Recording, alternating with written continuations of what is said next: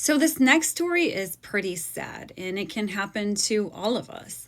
A mom thought she was helping her sick toddler, and she gave them a dose of Tylenol, just like she's done many times in the past, and just like many of us moms have done many, many times to our children. This time, the bottle looked the same, the label looked the same, but it wasn't the same Tylenol. She gave the child Tylenol, and within days, the child's liver failed.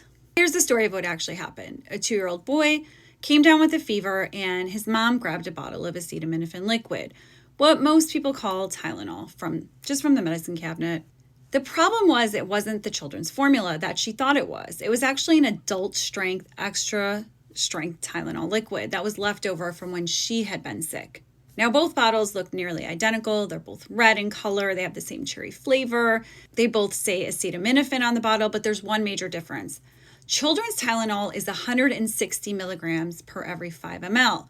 The adult extra strength is 500 milligrams. Thankfully, this little boy did survive, but only because he was treated early enough, and not all kids are that lucky. So this story mirrors a real case reported to the Institute for Safe Medication Practices, or the ISMP, in 2017.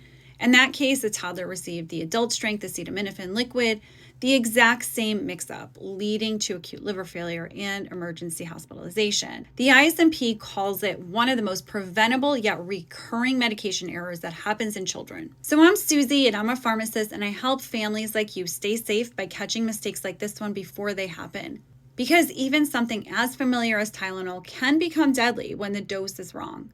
So here's what I recommend for parents. Always check the strength, look on the bottle. What does it say? How many milligrams? And is it for children?